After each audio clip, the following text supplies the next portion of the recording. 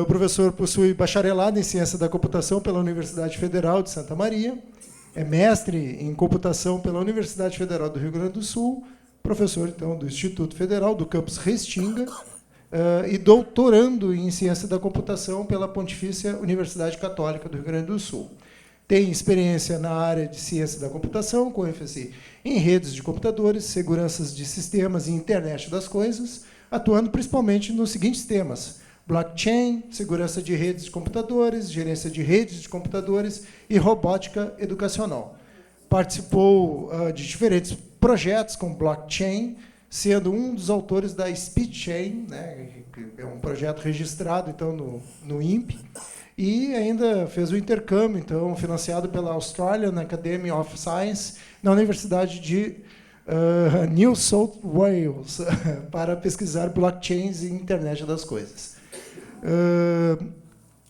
Já digo, né, que a palestra é sobre blockchain, né, e normalmente, né, no senso comum a gente faz a relação do blockchain com bitcoins, um tema que está sempre discutido aí pela imprensa. Na verdade, nós vamos ver um pouco mais, né, muito mais além então dos bitcoins, como o professor propõe. Então, sem mais delongas, convido para conversar com a gente.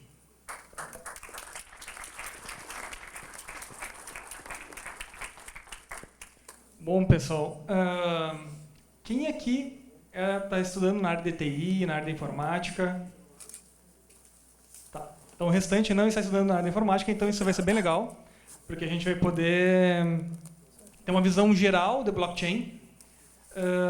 Eu vou entrar um pouquinho na parte técnica, porque eu acho importante as pessoas entenderem o conceito um pouquinho mais a fundo, mas eu vou tentar trazer uma visão mais ampla. Tá? Então, eu acho que quem não é da área específica de computação ou da área de tecnologia da informação não vai ter muito problema para entender.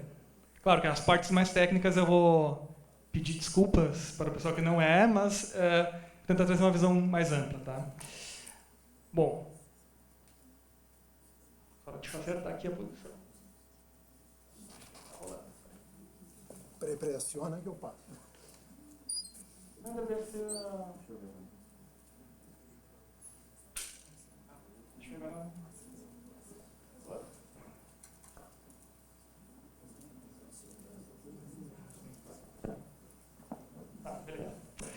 Então, como o pessoal falou, né, o colega falou, Bitcoin. Todo mundo olha blockchain na internet associada ao tal do Bitcoin. Quem aqui não ouviu falar em Bitcoin? Tá. Então todo mundo ouviu falar em Bitcoin, ou quase todo mundo ouviu falar em Bitcoin. O que é esse tal de Bitcoin? Tá? O Bitcoin é uma criptomoeda. O que significa criptomoeda? Uma moeda, né? Uma moeda que vai utilizar criptografia. Essa moeda, ela foi criada em 2008, foi lançado um paper, um artigo científico, por um cara chamado Satoshi Nakamoto. Satoshi Nakamoto. Alguém conhece quem foi Satoshi Nakamoto? Quem foi Satoshi Nakamoto? Ele é uma entidade ou uma Isso. pessoa que lançou o paper. Isso. Então, assim, Satoshi Nakamoto é um pseudônimo. Então, como o colega falou, é alguém ou um grupo de pessoas que escreveu um paper, um artigo científico, e lançou na internet. Só que esse artigo não foi mandado para nenhum evento. Ele lançou, ele é aberto. Né? Bom, e a primeira transação do Bitcoin foi realizada em janeiro de 2009. Ele lançou o paper em outubro de 2008. Em 2009, então, primeira transação do Bitcoin. Já vou falar um pouquinho mais sobre o Bitcoin.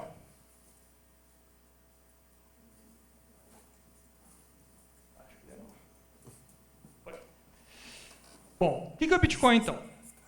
O Bitcoin, ele utiliza da filosofia cypherpunk. O que é o cypherpunk? O que é um punk? É um movimento lá dos anos 70 e tal, dos anarquistas. Né? Um cypherpunk é um cara da área de criptografia Criptografia é aquela área que tenta embaralhar a informação, né, para que as pessoas não consigam enxergar, a não ser que as pessoas que detenham a chave para poder abrir essa criptografia. Então, o cypherpunk é aquele cara, né, que não gosta de governo, não gosta de controle, e então eles tentavam garantir a privacidade de tudo que eles faziam, sem intromissão de governos, né? Então, essa filosofia surgiu muito forte no final dos anos 80, começo dos anos 90, e ela utilizava, né, pessoas para tentar propor novas soluções. Lá nos anos 90, teve uma coisa chamada BitGold, que é muito parecido com o Bitcoin.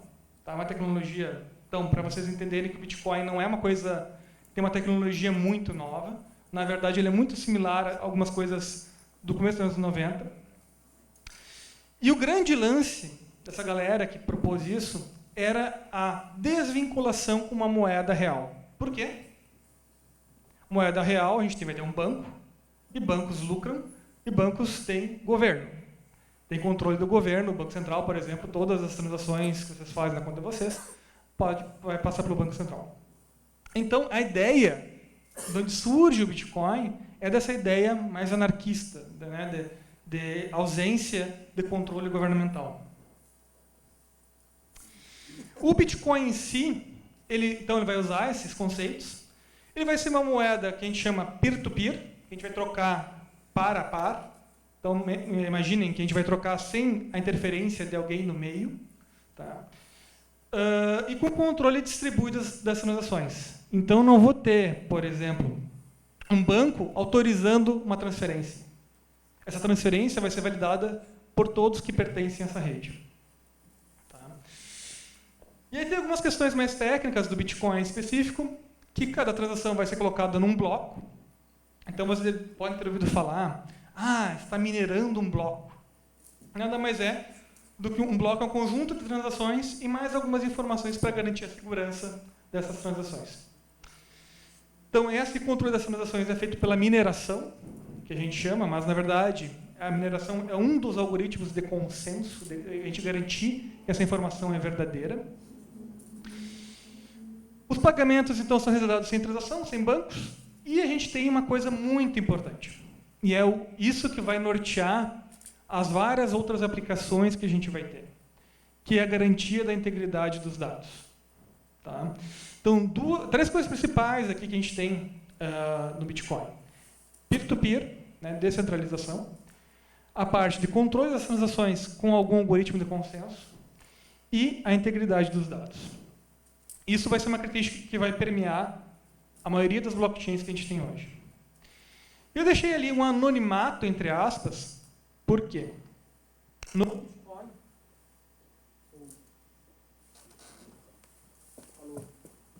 Posso falar assim, por favor?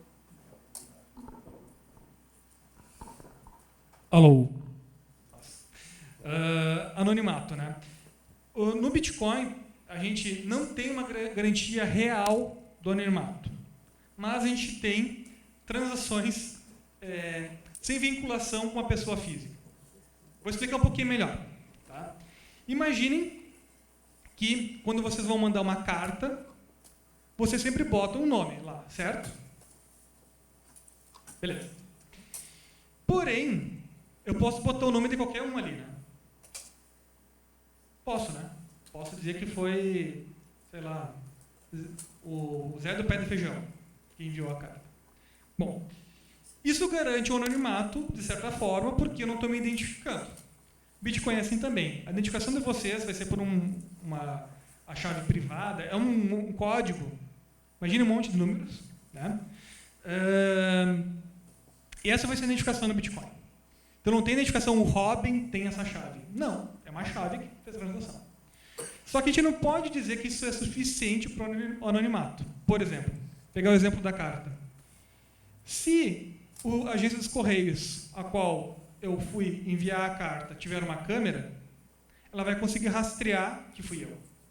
Então ela tem um anonimato com umas aspas, porque não é bem um anonimato. Tem soluções modernas que sim vão garantir então essas questões do anonimato. E de forma um pouquinho mais adequada para a palavra anonimato. Mas vamos dizer que é um pseudo-anonimato. Tá? Além do Bitcoin, tá? Hoje a gente tem diversas aplicações. Eu vou passar depois, mais para o fim da palestra, sobre algumas aplicações.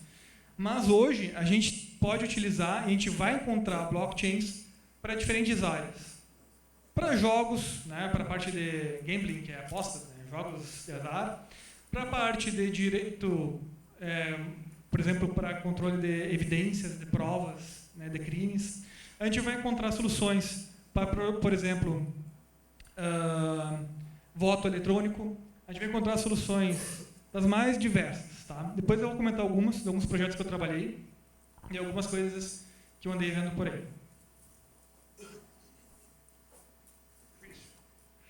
Bom, vamos falar um pouquinho sobre blockchain. Blockchain ela é composta de 4 conceitos básicos. Vou passar os 4 aqui, fica mais fácil. Para quem é da computação, 4 conceitos básicos. Esse primeiro conceito aqui, quem é da computação, ou já viu, já deve ter visto, uma coisa chamada lista encadeada. Tá? Isso é um conceito da década de 60, eu acho, 50. Tá? Então, não é um conceito nada novo.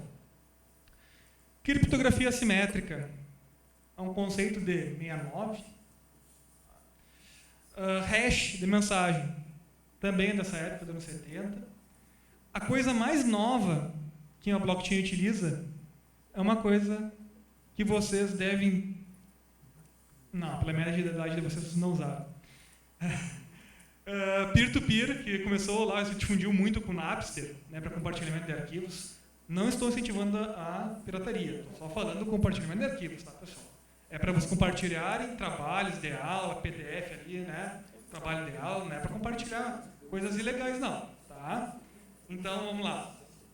Peer-to-peer, então, vocês devem conhecer hoje, provavelmente pelo... tem hoje peer-to-peer, Skype... Oi? Torrent, BitTorrent, né? Os torrents da vida, Skype, WhatsApp, enfim, hoje está na vida de vocês. Né? Mas surgiu muito forte no final dos anos 90. Na verdade, ele surgiu no começo dos anos 90, mas foi se popularizar com o Napster no final dos anos 90. Bom, eu vou entrar um pouquinho agora na parte mais técnica da coisa, mais ainda, tentar ser bem alto nível, tá? A gente tem 4, então, partes principais da blockchain. A parte de comunicação, que a gente vai trabalhar com peer-to-peer. A parte do consenso, que a gente vai trabalhar com algumas formas de garantir que aquele dado é válido. A parte de armazenamento dos dados, que basicamente é garantir a integridade, garantir que aquele dado não foi adulterado e que ele não vai ser adulterado. E a parte de aplicação, que aqui a gente vai ter coisas novas surgindo. Um tal de smart contract, ou contrato inteligente. Tá? Essa parte de aplicação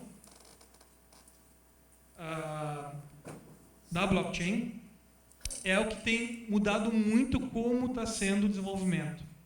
Tá? Então, é uma nova forma, é um novo paradigma que a gente vai utilizar para programar.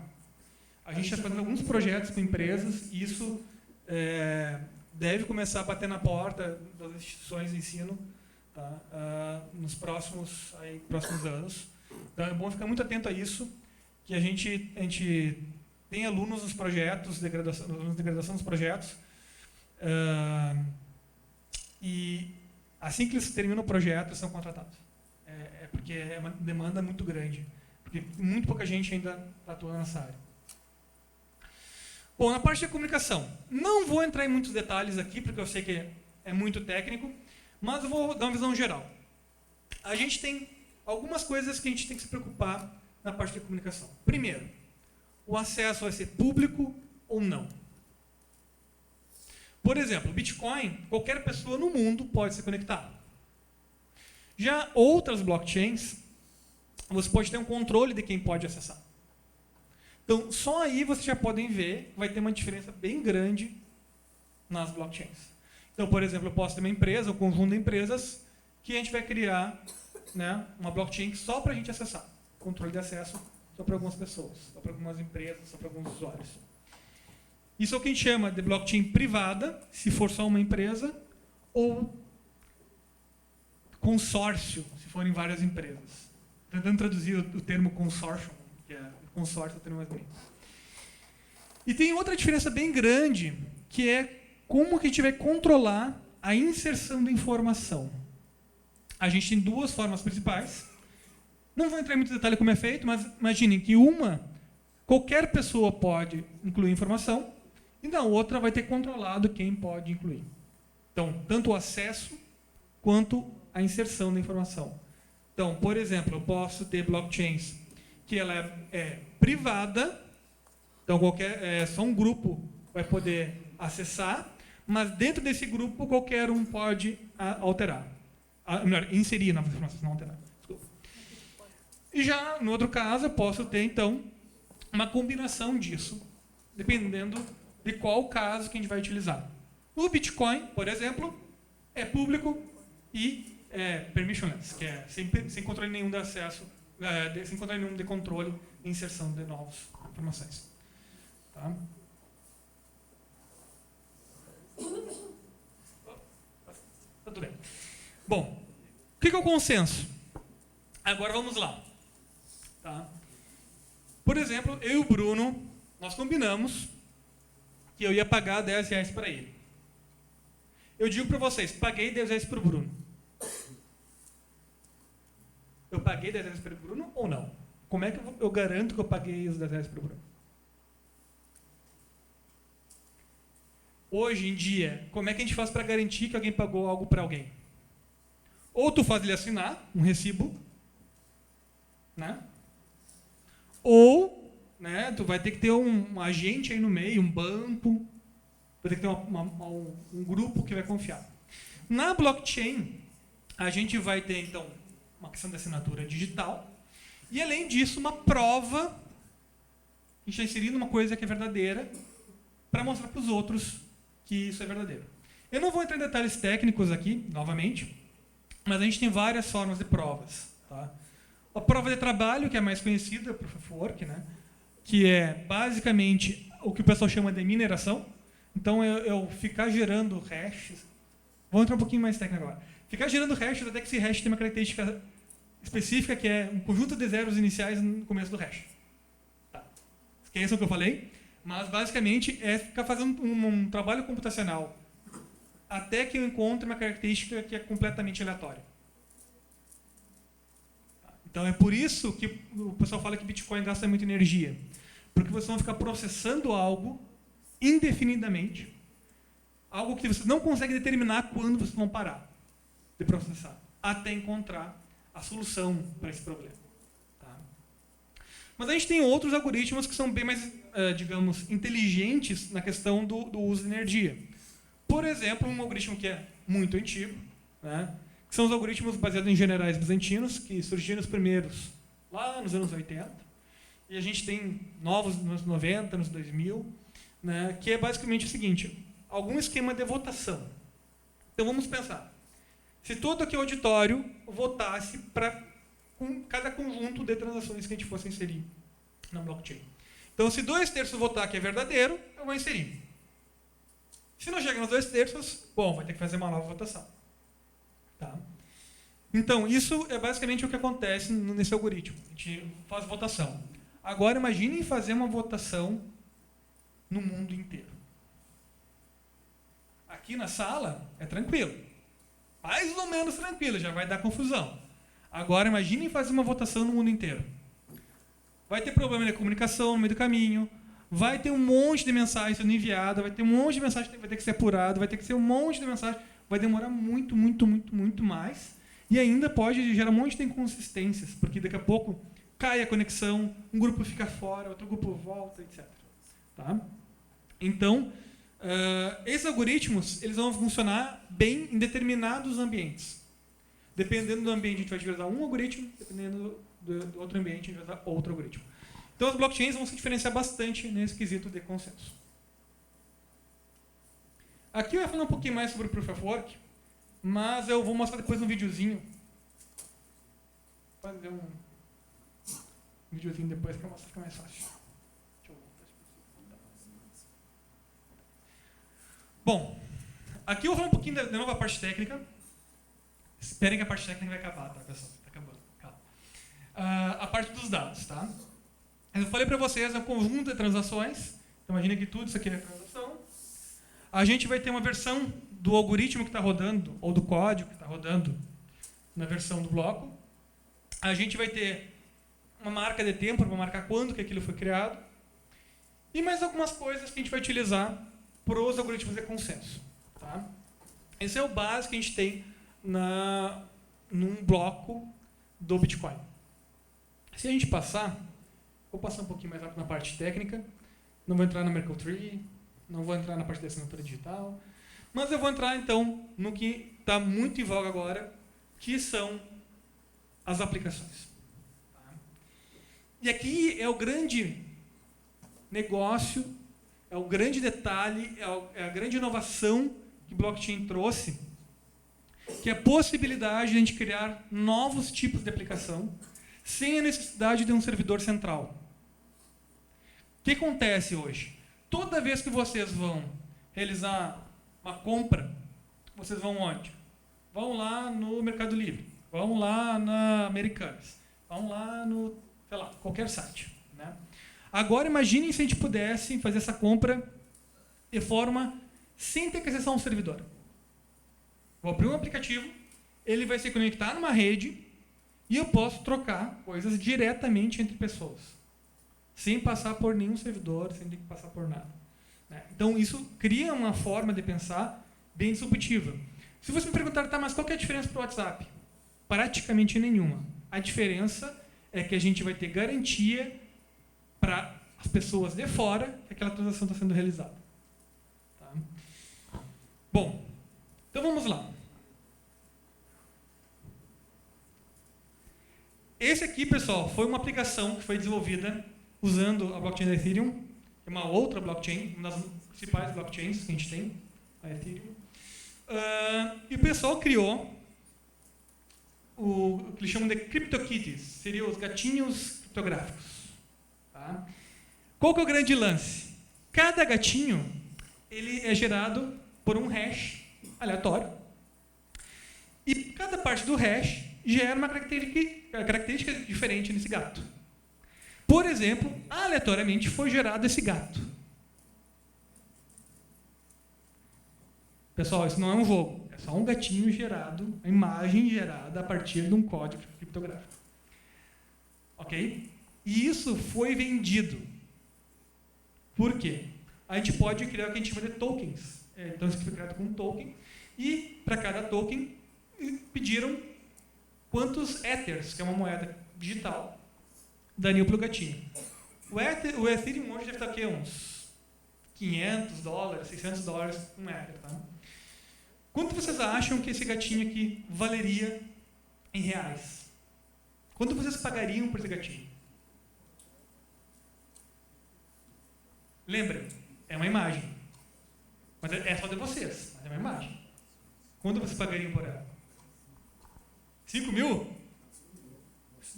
5 reais? Bom, teve gente que pagou $115 mil. Equivalente a $115 mil em Ethers, né, da Ethereum. Quem desenvolveu isso ganhou $115 mil por isso. Tá? Bom, só que o detalhe, não foi só esse gatinho. Eram vários gatinhos. Quanto vocês pagariam por esse gatinho?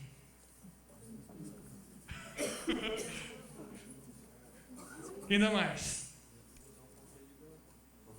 Não estou conseguindo ganhar. $170 mil. Então isso é para mostrar para vocês que uma coisa que a gente não acredita, mas qual que é o grande lance dessa galera que fez esse CryptoKitties? Não adianta mais fazer, tá? Agora já acabou, já fizeram CryptoKitties, não adianta mais fazer. É que nem o WhatsApp, alguém já fez, é que nem o Twitter, já fez, né? Mas, qual que era o grande lance? Esse gato, ele só é gerado uma vez. A probabilidade de se gerar um gato igual a esse mesmo gato é de 1 na 2 na 128. Isso é como se você pegasse um átomo da Terra, um átomo dentre os átomos da Terra, mais os de Júpiter, mais ou menos por aí deve dar. Então, a probabilidade de repetir esse gatinho é muito, muito, muito, muito, muito, muito, muito pequena.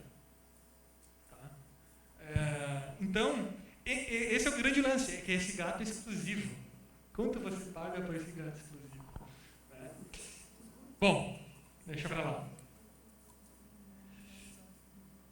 Eu vou fazer aqui só uma coisa para explicar um pouquinho melhor, talvez quem não é da área não entendeu aquela coisa da integridade. Eu tentei passar um pouco rápido para não ficar chato. Eu vou mostrar, tem um aplicativo web que ele simula uma blockchain. Só para mostrar para vocês o porquê que é seguro, tá? Rapidinho.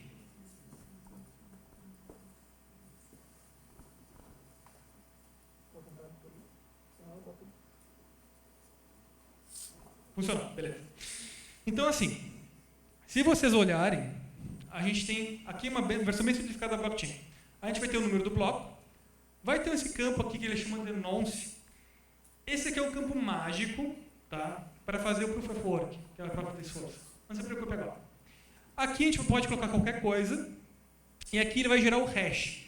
Aquele número que eu falei para vocês, que é a probabilidade de repetir 1 sobre 128, 2 na 128. Então é absurdamente difícil repetir, e que é nisso que se baseia a segurança da integridade da blockchain. Então, por exemplo, se eu alterar qualquer coisa nesse campo,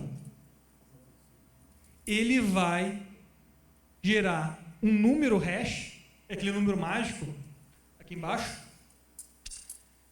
que vai gerar um problema em toda a cadeia. Por quê? Esse número aqui, que eu gero para esse bloco, ele vai estar no meu próximo bloco. Isso garante o quê? Se alguém tentar alterar um bit desse bloco, ele vai tornar inválido todo o resto da cadeia. Então a gente vai identificar que ele tentou alterar e vai dizer, isso daí é besteira, isso daí não pode. Não pode mudar. Pagou 10 pila, não pode voltar atrás. 10 pila está pago. Tá? E o Bitcoin nada mais é do que transação de coisas. Tá? Aqui a gente colocou campo dado. Mas imagine aqui, poderia ser moedas. Poderia ser o que vocês quisessem aqui. Tá? Então aqui eu vou colocar uma coisa bem simples. Eu vou botar o número 1. Reparem que vocês não vão enxergar, obviamente, mas o valor que apareceu aqui não é o mesmo que estava antes.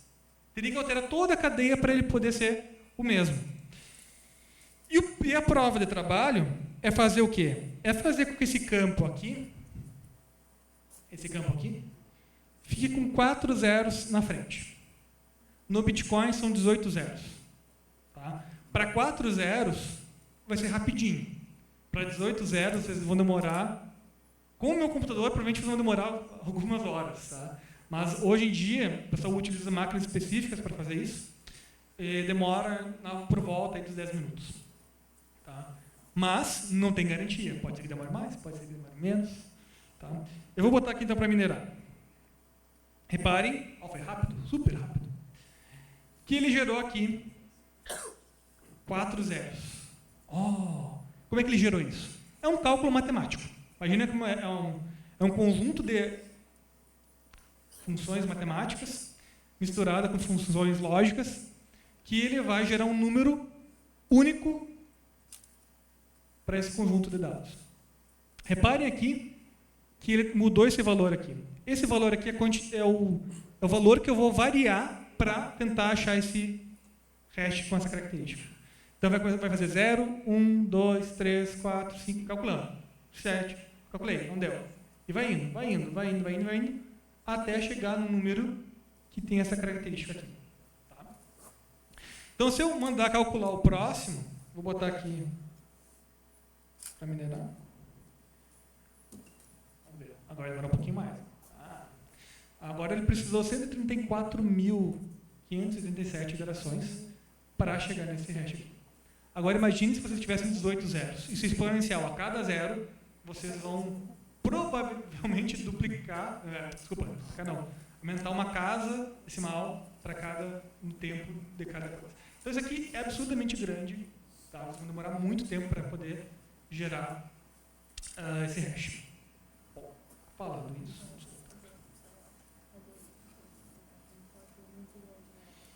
Tururu.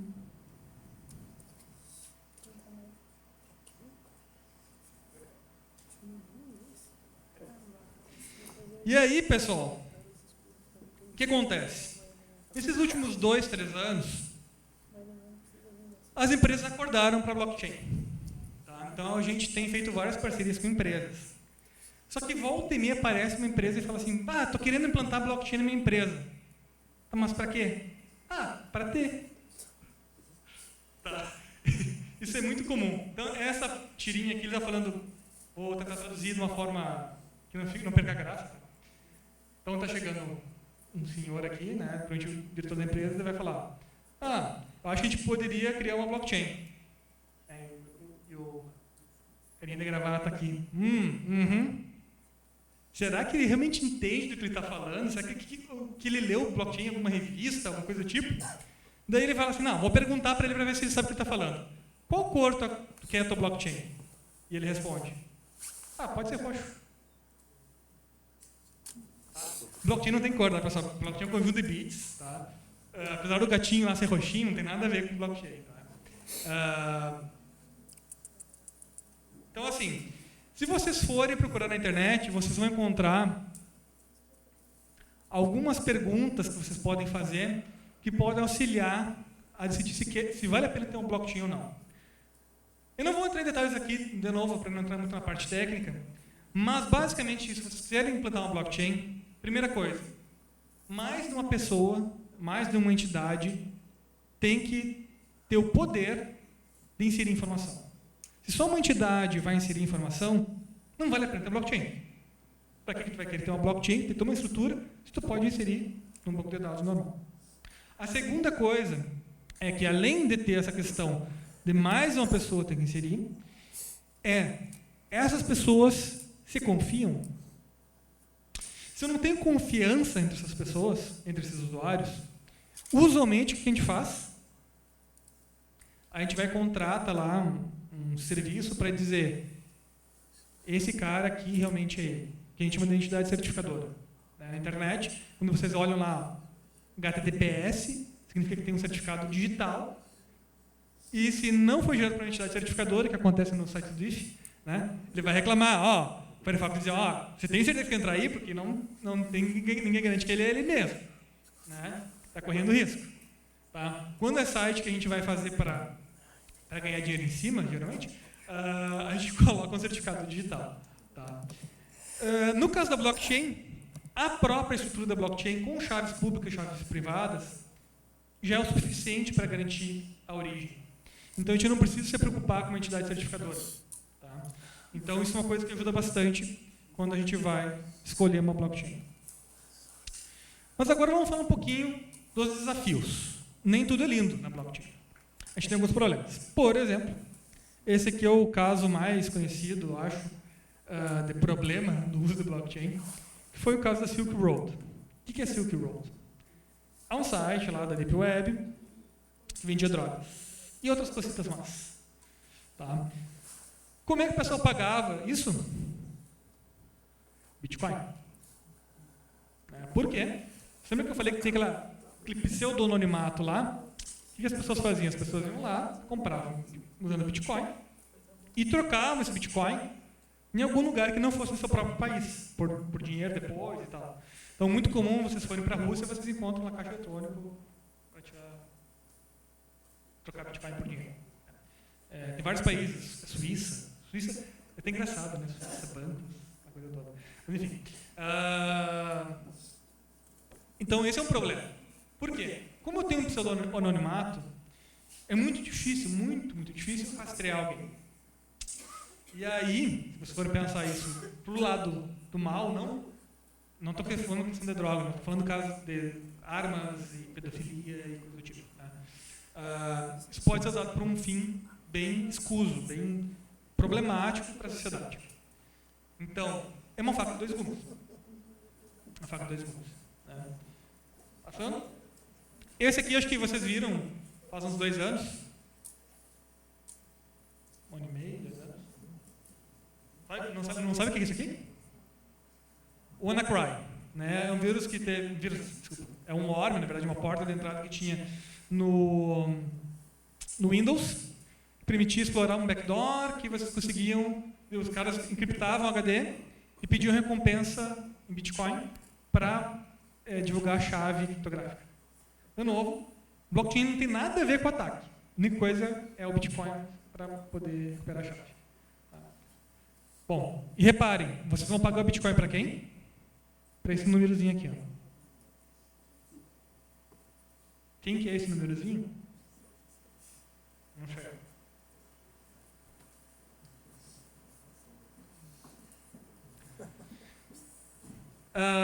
Um outro uso não muito legal que envolve blockchain.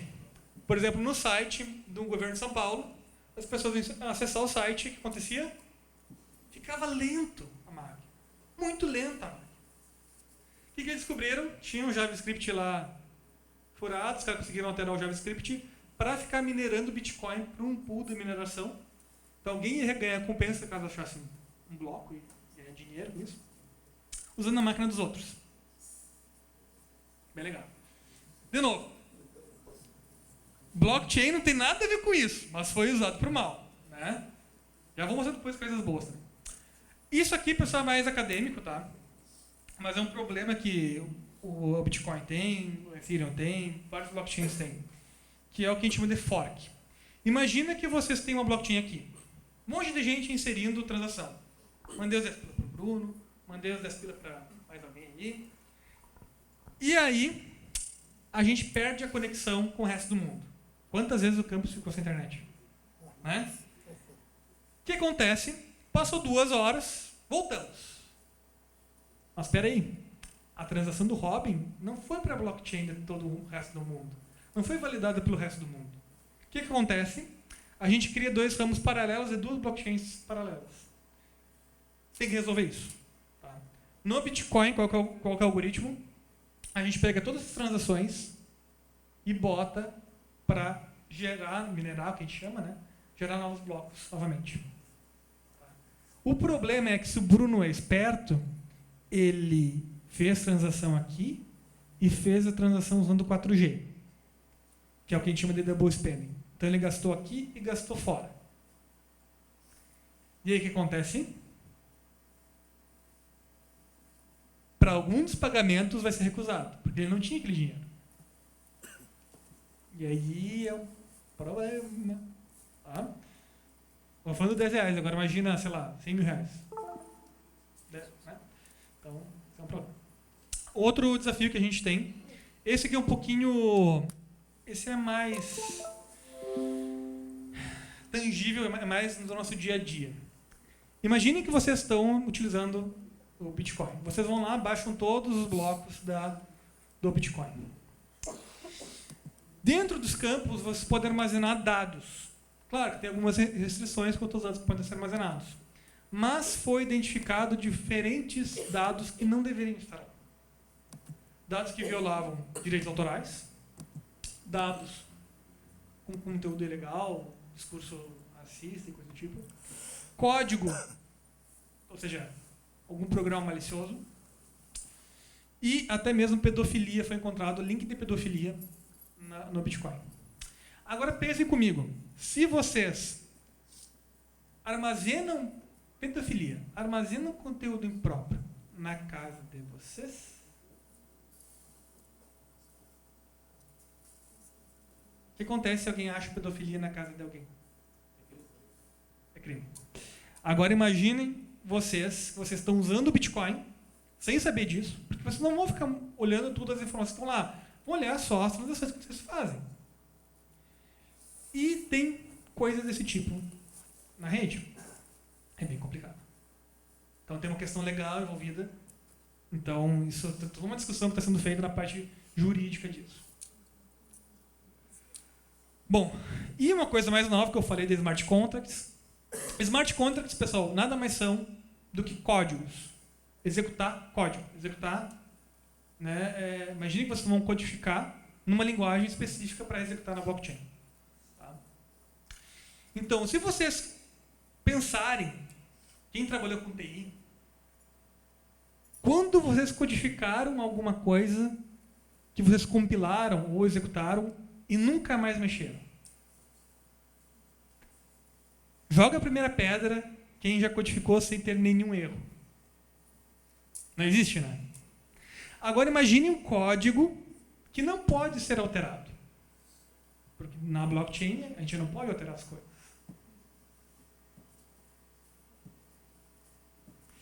Então nós temos um problema. Então vários contratos inteligentes ou vários códigos com problema tinham falhas que geraram aí a transferência indevida de moedas, no caso do Ether, do Ethereum. Né? E aí? Problema. Então hoje tem boas práticas que a gente tem algumas variáveis que a gente pode utilizar, que a gente utiliza para identificar se aquele código ainda está válido ou não está mais válido. Como se fosse uma expiração do código. E deixa somente o dono do código poder alterar essa variável. Tá? Então isso é uma boa prática que a gente vem adotando ultimamente para poder parar de funcionar aquele código. Senão, já era. Bom, vamos falar de umas tendências, coisas boas agora. Então, no final do ano passado, saiu, mas desse ano, na verdade, saiu o Gartner Hype Cycle. É uma entidade que fica tentando monitorar tendências, tá? E ele mostrou tendências para blockchain. Então, quanto mais para cá está, maior é a estabilidade da solução. Então, a gente pode ver que a parte de moedas está muito mais estável. Apesar de que já diminuiu bastante as expectativas, são outras tecnologias que estão aqui nesse pico aqui. Tá? Elas são menos maduras, mas tem muita expectativa do que pode acontecer. Dentre as coisas que estão com muita expectativa, é a área que eu trabalho, que é a parte de algoritmos de consenso e tal, para a internet das coisas. Tá? Então, imagina dispositivos IoT, dispositivos wearables, né, smartbands, qualquer coisa que vocês tenham, poder gravar informação, essa informação ficar armazenada de forma segura, né, e a gente poder compartilhar alguns tipos de informação e tal de forma segura. Isso é muito legal. Claro, tem alguns problemas que a gente está estudando. Blockchain para o governo, eu vou mostrar para vocês que a parte governamental está muito forte em blockchain. Hoje mesmo eu tive uma reunião com o pessoal da Secretaria da Fazenda para discutir algumas questões de como utilizar. Semana retrasada com o TJ do Rio Grande do Sul. Então a gente está tendo algumas reuniões com empresas, com o governo, e tem vários projetos bem legais.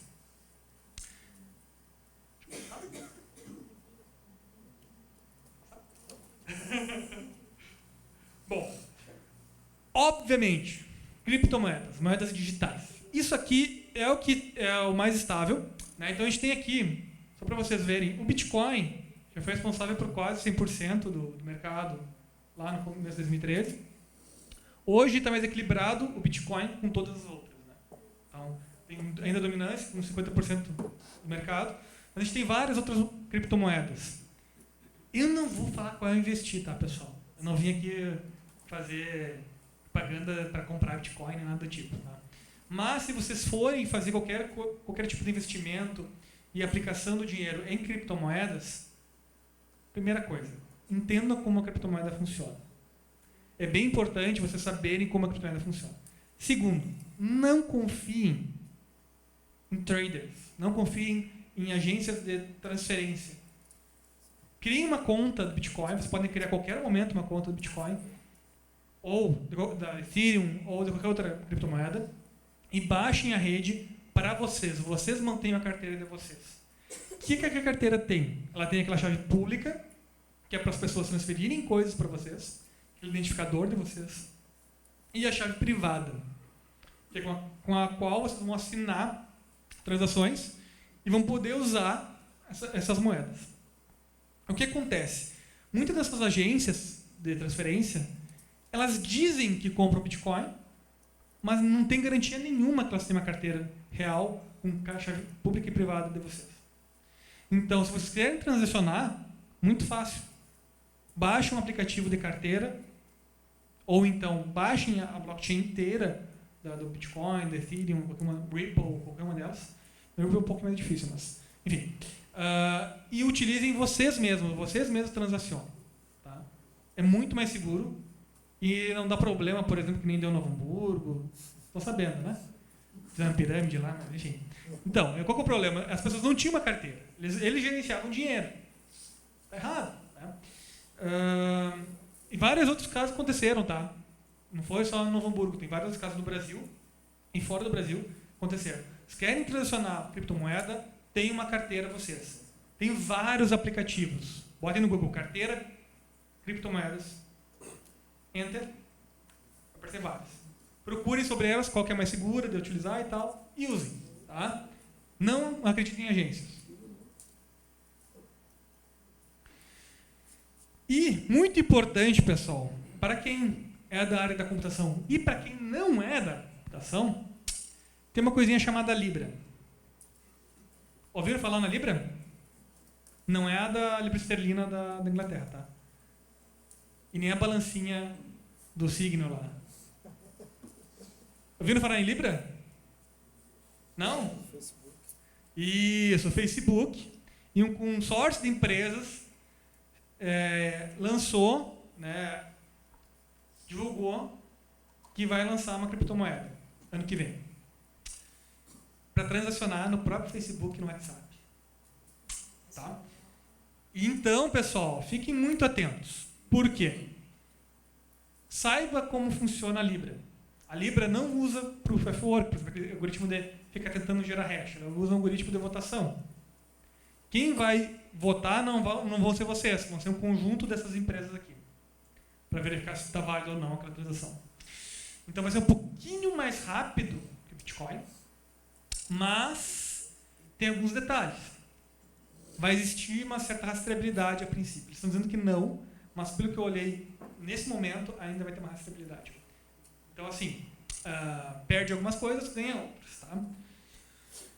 Mas tem tudo para dar certo para quem é da área de computação agora, que quer investir em estudar alguma coisa de blockchain, eu sugiro estudar Libra. Por quê? Tem grandes players aqui envolvidos. Tem Mercado Pago, tem PayPal, tem eBay, tem Visa, tem Master. Tá? Então, fica a dica. O material está todo online da Libra já, tem vários materiais que você pode estudar. Tem como vocês fazerem testes, programar e tal, gerar algumas coisas. Tá bem legal. Bom, algumas tendências também. ICOs. Aqui no Brasil a gente não tem, é proibido, mas nos outros países a gente viu bastante, várias pessoas abriram ICO na Estônia. Acho que a Estônia é o país aquele que dá para fazer identidade digital. Já ouviram falar?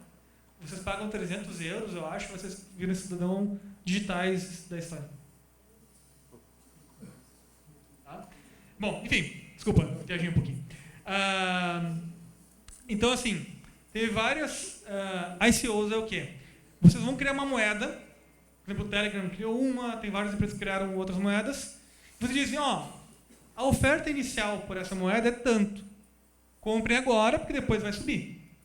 Então, por exemplo, essa EOS, hoje é uma das criptomoedas no top 10 de maior valor. Ela vendeu, com oferta inicial, 4 bilhões de dólares.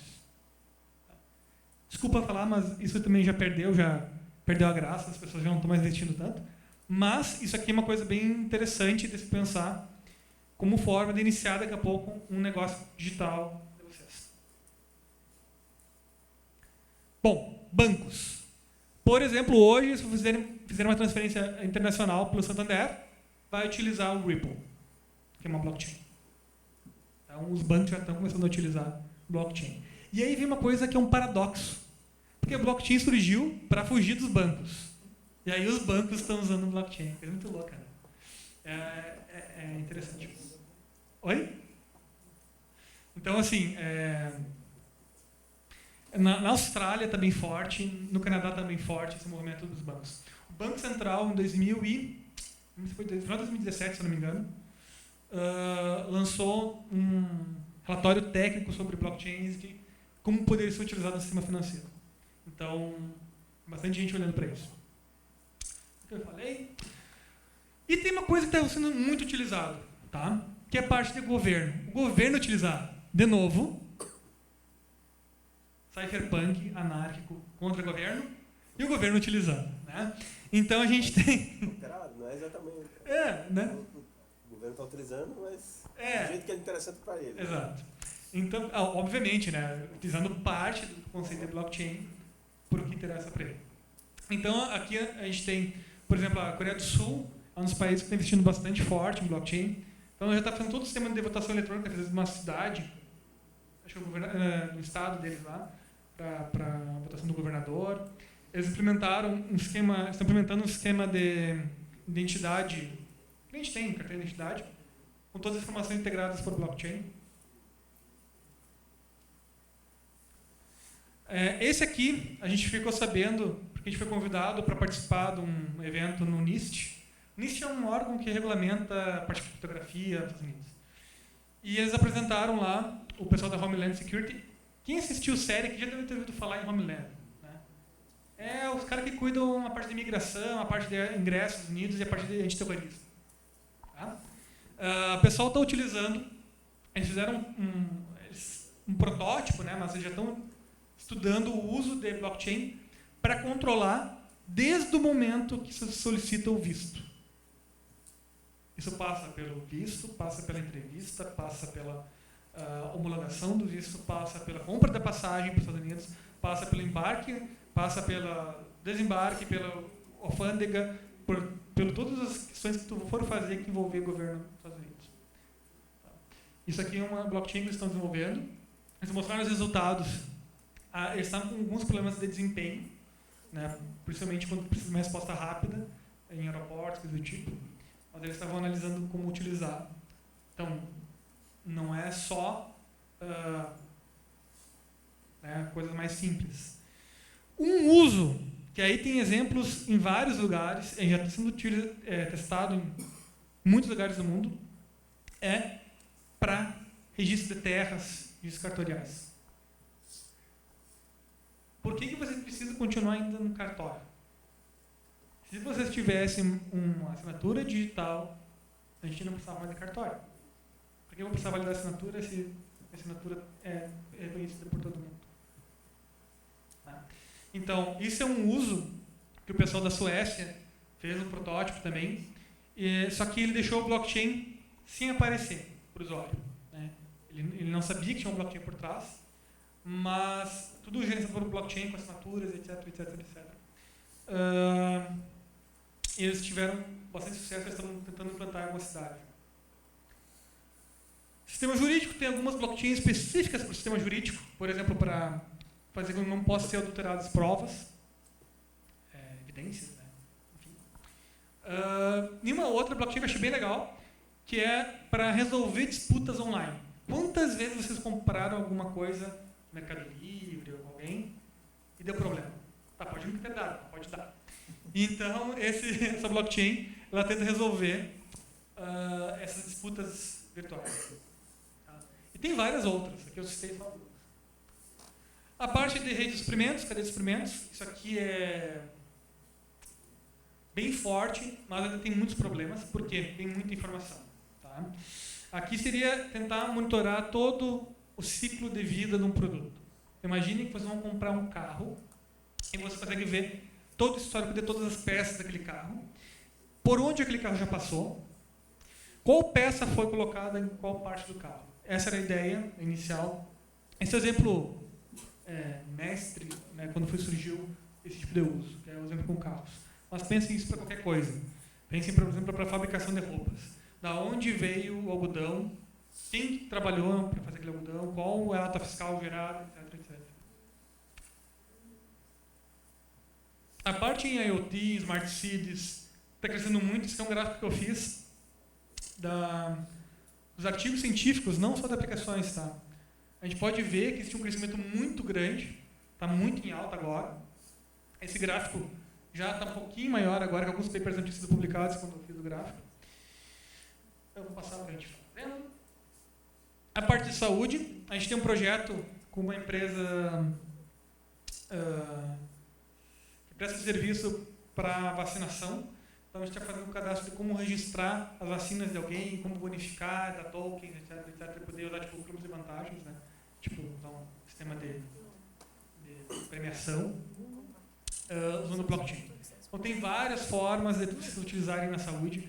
Por exemplo, o ideal seria o quê? Eu poder ir num hospital, fazer consultar, fazer um exame, e eu poder ir para qualquer outro hospital, e se meu histórico poder ser acessado. Pergunta, quem fez o exame de sangue? Onde foi parar esse exame de sangue? Tá, exame de sangue é fácil. Agora, vocês fizeram uma ressonância magnética. Onde foi parar essa ressonância magnética? Beleza. Mas vamos pensar em outra coisa. O médico analisou vocês e viu que tinha alguma coisa no pescoço. Aonde foi parar essa informação? O dentista extraiu um dente. Fez uma obturação. Né? Todas essas informações de vocês, hoje, elas ficam nos hospitais, ficam nos médicos, ficam, né, espalhadas. Vocês ficam, às vezes, com a receita, às vezes com o resultado do exame, mas aquele resultado não tem muito significado sem a avaliação do médico. Né? Então, isso é uma coisa que está bem forte, já tem vários estudos nisso, tem propostas comerciais na área da saúde. A gente está trabalhando muito, inclusive, com o pessoal, cooperação pessoal. E no Netflix tem 2 filmes, 2 documentários, na verdade. Fala um pouquinho sobre a história do Bitcoin, da Deep Web com Bitcoin. Não tem ainda muita coisa, né, mais de uso do blockchain. Mas vocês podem, então, procurar mais informações sobre blockchains também na Netflix. Eu sei que a galera hoje gosta de fazer maratona e tal. Pegue os 2 filmes assim, em sequência, assim, uma coisa bem legal. Pega a pipoquinha, pega o guaraná. Ou então vocês podem procurar mesmo informações sobre blockchain. Se eu fosse sugerir para vocês procurar alguma coisa para estudar como novidade, peguem o Libra. Tá? O Libra é um material, bastante material disponível pelo Facebook. Vocês podem estudar um pouquinho o Libra, porque ele tem uma grande chance de se tornar um padrão. Talvez mais usado que o Bitcoin, porque vai estar integrado com o Facebook e o WhatsApp. Tá? Então, se minha mãe usa o WhatsApp, e meu pai usa o WhatsApp, e eles não sabem nem ligar o computador, então a possibilidade de eles acabarem usando é bem maior do que baixar uma carteira, entender como funciona o Bitcoin. Tá? Então, acho que isso tem muito mais chance de virar padrão do mercado. Acho que sim.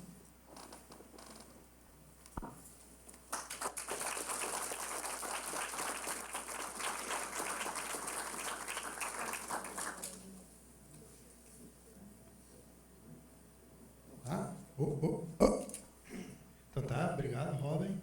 Bom, pessoal, agora é o nosso momento de dúvidas, perguntas, sugestões, críticas, gritos. Olha o Bitcoin. Eu estava no celular ali, revendo as minhas aplicações naquela empresa de Novo Hamburgo, né? Eu vi que... Boa noite.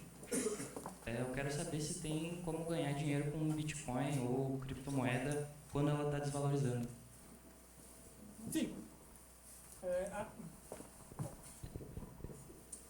Bom, é que assim, tem várias formas, vamos lá, de você ganhar dinheiro com criptomoeda. Tá? A criptomoeda não surgiu com essa ideia de utilizar dinheiro, ela para ser uma moeda digital, etc. Mas enfim, como é que ganha dinheiro? Ou uma parte de ganhar dinheiro? Uma forma é fazer trading, que é fazer justamente compra e venda, que é a pessoa faz com ações, por exemplo. Tá? Então é a mesma coisa. Você vai pagar uma taxa, você vai transacionar. Então tem que verificar se essa taxa vale a pena. Tem que fazer esse cálculo, fazer um estudo, né? Tem que dar uma estudada. O Bitcoin é muito volátil. Se vocês pararem para pensar, às vezes ele está em $1.000, às vezes está em $15.000, às vezes está em $7.000, às vezes está em $3.000. Tá? Então, assim, tem que ter um pouco também de feeling de algumas coisas. Por exemplo, quando surgiu a Libra, o Bitcoin disparou. Por quê? Uma nova criptomoeda que provavelmente vai popularizar criptomoedas. E aí disparou. Aí na China regulamentaram não sei o que lá do uso do Bitcoin. Caiu. Então, assim, virou um mercado de ações, trading. Aí é um estudo que tu vai ter que fazer. Eu tentei dar uma olhada em comportamento assim, para prever.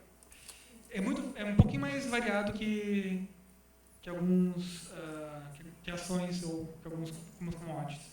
Então, eu não sei se é a melhor opção assim para trading. Uma coisa que o pessoal faz bastante é a parte da mineração. Só que hoje em dia, usuário comum fazer mineração não é uma boa ideia. Tu vai gastar mais energia provavelmente do que vai conseguir ganhar dinheiro.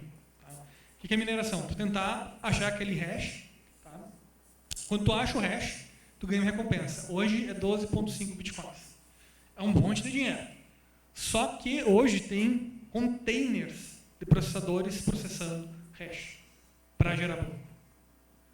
E o pessoal diz hoje que o Bitcoin gasta mais energia do que vale é porque quem achou aquele bloco ganhou dinheiro.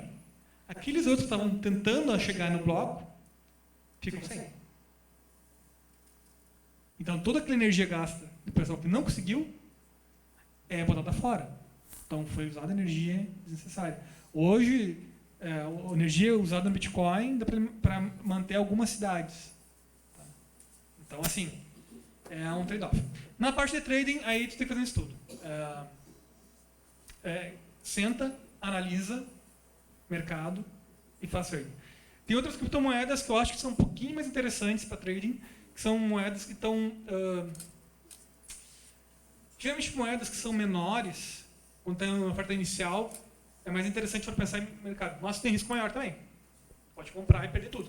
Mas se tu gastar 10 pila e depois multiplicar por 1000, né? Então, mas assim, enfim.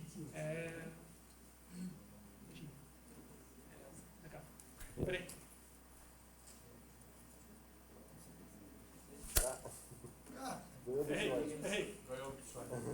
Ganhou um Bitcoin. Mais alguém?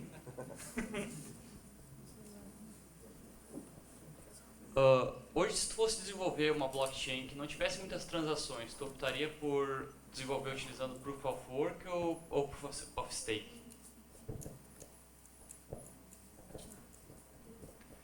Bom, vamos lá. Depende da aplicação. Tá? Vamos lá. O Proof of Stake, que é por exemplo, que o Ethereum está para adotar há 4 anos já, é o seguinte: vocês têm uma fatia do bolo, imagine que vocês têm uma grande quantidade de moedas, vocês vão ter uma prioridade maior para gerar novos blocos. Tá? Aí tem algumas variações, tem o DPoS, tem o tipo de implementação para ser um pouco mais justo, etc. Mas enfim, basicamente é isso. Eu não usaria o Proof of Stake, eu usaria algum outro algoritmo. De votação, eu acho que tem alguns algoritmos de votação que estão mais interessantes hoje, que é o DBFT, que é o Distributed Fault Tolerance, o FBA, que é Federated Byzantine Agreement, que são algoritmos que, se tu não quer usar, tu não quer gerar muitos blocos, fazem mais sentido. Por quê? Tanto o Proof of Stake quanto o Proof of Work, a ideia é que toda vez que tu gera um novo bloco, tu paga uma recompensa. Certo? O incentivo é pagar uma recompensa. E nesses tipos de algoritmo, tu vai estar gerando blocos vazios, mesmo que tenha pouca transação. Porque tu tem que manter um incentivo de continuar produzindo blocos. Tá? Então, eu não usaria nenhum dos dois. Se fosse para poucas transações, eu usaria algum dos métodos de votação, ou o Proof of Personhood, que é provar que tu é tu mesmo, enfim. Eu não usaria nenhum dos dois. Quando tem pouca transação, aí vai ter que analisar, vai ser público ou vai ser privado. Se for público, aí, por exemplo, o PBFT não é uma opção. Mas daqui a pouco o FBA, que vai dividir em quórums, passa a opção um pouco melhor. Ou um Ripple, por exemplo, que é uma coisa meio mista. Tem que ver. Depende muito do caso. Peraí. mais Bitcoin. Muito indeciso assim com as criptomoedas, né? E eu acho que o mundo das ações são muito mais seguros. O que tu me diz sobre esse tipo de investimento? Assim, tu acha que as criptomoedas vão ir muito mais além? Ou que, tipo, investir em ações é muito mais seguro, assim, como... Não sei, eu sou bem leiga nisso, sabe? Mas eu invisto mais em ações do que em criptomoedas porque eu sou cagona. Ponto. A pergunta é... Por que tu não investe em títulos ou bota na poupança? Não, porque não rende. Ah, ok.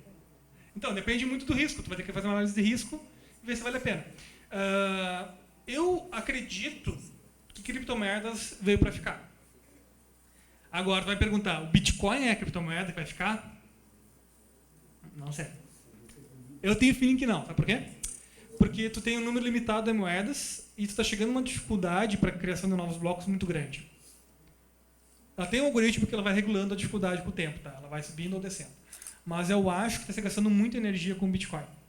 Eu acho que soluções como o Libra, que não utilizam o algoritmo do Proof of Work, tem mais cara que vão dar certo. Tanto que o Ethereum está mudando o algoritmo de consenso para o Proof of Stake, é o caso que ele citou ali, que não gasta menos energia. Então, assim,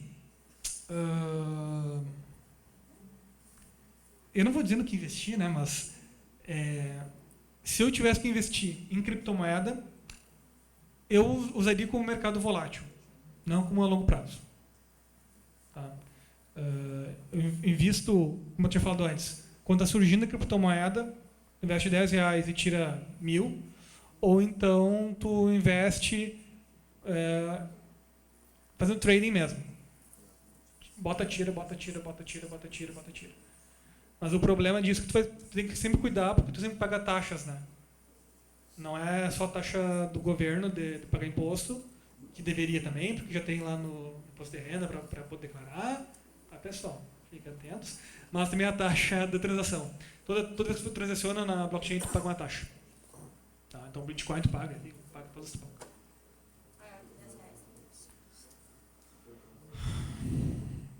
Depende da transação. É percentual. Então, provavelmente sim.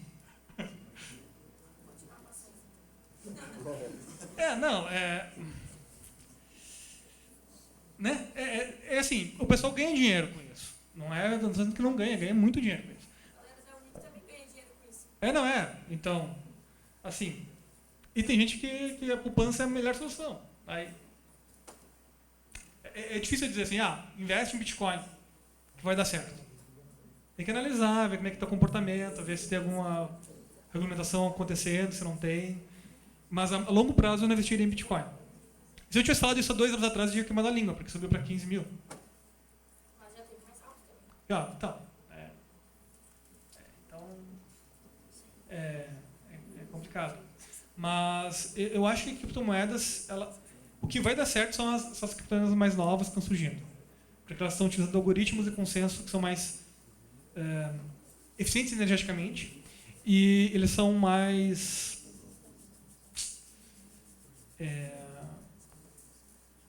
vou dizer mais rápidos até. Porque hoje, imagina, o Bitcoin tu vai demorar pelo menos 10 minutos para poder fazer uma transação. Pelo menos. Tu pode realmente efetivar a transação, ser validada e tal, pode demorar 2, 3 dias. Então, eu não acho que no mercado isso vai se tentar por muito tempo. Mas isso é um feeling, né? Tô aqui com a bola de cristal, tô chutando alguma coisa. Se eu fosse chutar, eu estaria nas outras criptomoedas que estão usando outros algoritmos. O Ripple, por exemplo, é uma moeda que não tem uma flutuação tão grande, mas ela já teve, acho que nos últimos 2 anos, quadruplicou. Então, não é muita coisa, mas 400% em... Aí, tá bom. Legal.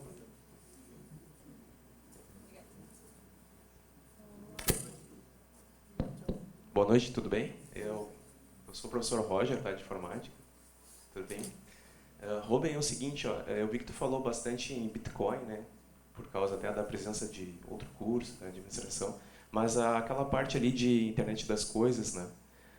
Me chamou a atenção que tem aquela blockchain, né, que é uma lista encadeada. Tu falou que demanda processamento.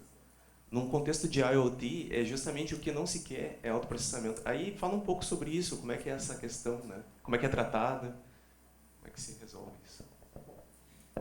Agora eu vou falar um pouco mais técnico, pode ser? Então tá. Assim, tu vai usar processamento se tu utilizar o Proof of Work, muito processamento. Mas mesmo que tu não utilize o Proof of Work, tu vai utilizar algum processamento porque tu precisa assinar, tu precisa fazer uma assinatura digital, para qualquer dado que tu vai gerar, para te garantir que foi tu que gerou, e tu vai precisar criar um hash para garantir a integridade do dado. Usualmente, o que o pessoal tem feito é o seguinte: os dispositivos de ponta, eles geram informação e no máximo assinam a informação, e quem está mantendo a blockchain são a Edge, né, ou os gateways. Tá? As propostas que a gente tem trabalhado, a nossa proposta de blockchain é um pouquinho diferente. A gente tem trabalhado com a proposta que a gente chama Dependable Blockchain, que hoje o bloco ele é fechado. Tu cria um bloco, faz o hash do bloco e continua. O que a gente está fazendo é fazendo o hash só do cabeçalho do bloco, que é a informação específica do dispositivo, e ele pode continuar inserindo novas informações naquele bloco. Isso dá uma vantagem que a gente pode estar com várias inserções em paralelo. Então isso reduz o tempo de espera, que é uma das questões, e o processamento é feito nos gateways. Então isso também te delega para o gateway.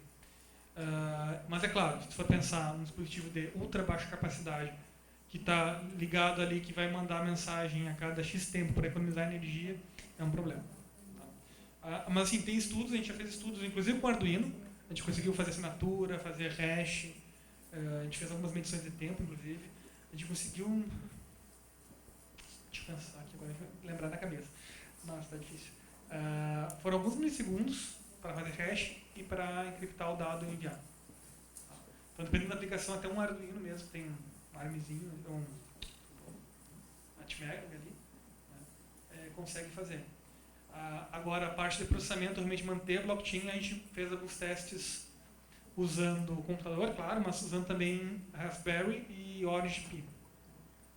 E foi possível com, sei lá, um processadorzinho, um ARMzinho com 256 MB de memória, até um hardware razoável, custou $8, $10, assim, com Wi-Fi e tudo. Conseguiu processar em microsegundos a projeção de hash e milissegundos a partir da assinatura. Então ele conseguiu fazer as operações que precisa razoavelmente rápido. Né? Mas é claro, se a gente for trabalhar com mais dados, com maior escala, vai precisar de maior processamento. Então a maioria das aplicações trabalha com arquitetura que trabalha em camadas. Então vai trabalhar ou na parte da Edge Gateway e provavelmente algumas coisas ainda vão ser delegadas a outras partes. Por exemplo, o armazenamento não fica nunca no Gateway, porque não vai ter espaço. Então delega para uma cloud que tu armazena só o hash daquele dado. Assim vai. Mas enfim, tu faz uma hierarquia. Acaba tendo que fazer uma hierarquia.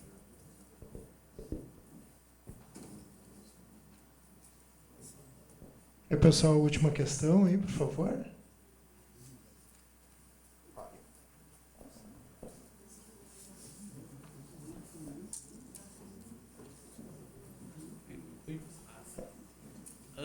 Seguinte, eu tô começando a IDS agora, eu tava me perguntando, o que eu vou fazer no futuro?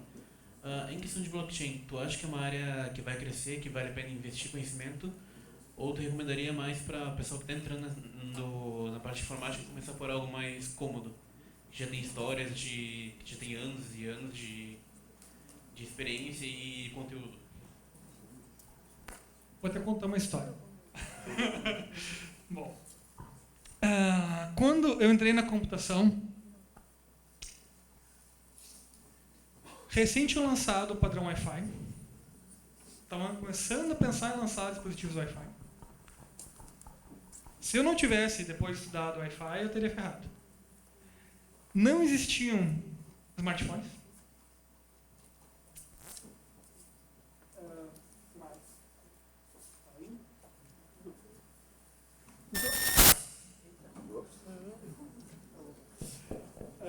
Então, assim, quando tu vai trabalhar na área de tecnologia, tu não pode pensar, vou estudar somente o tradicional.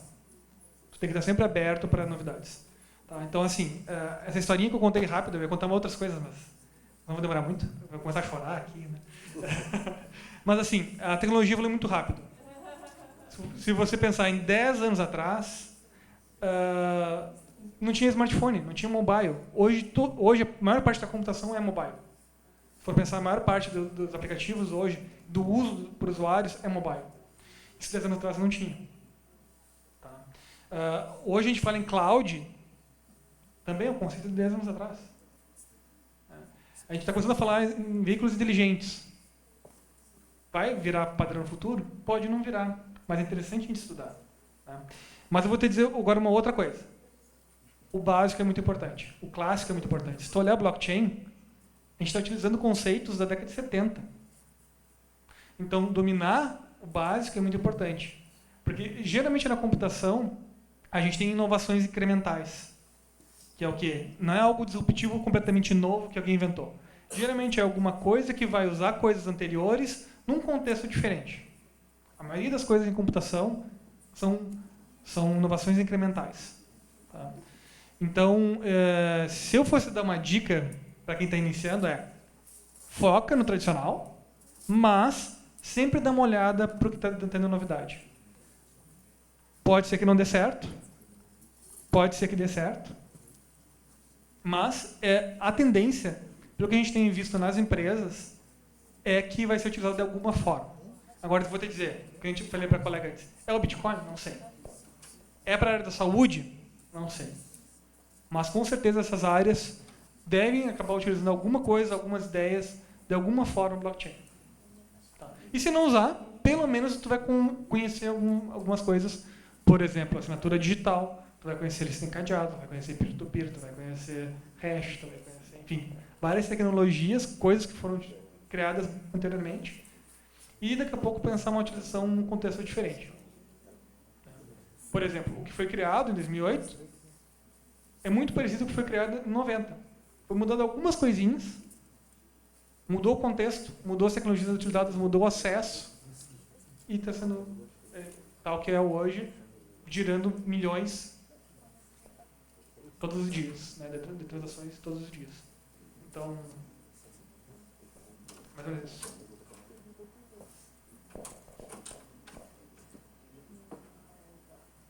Isso então, pessoal.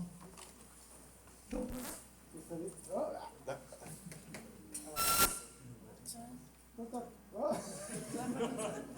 Grita. Quem perguntou pode me pegar.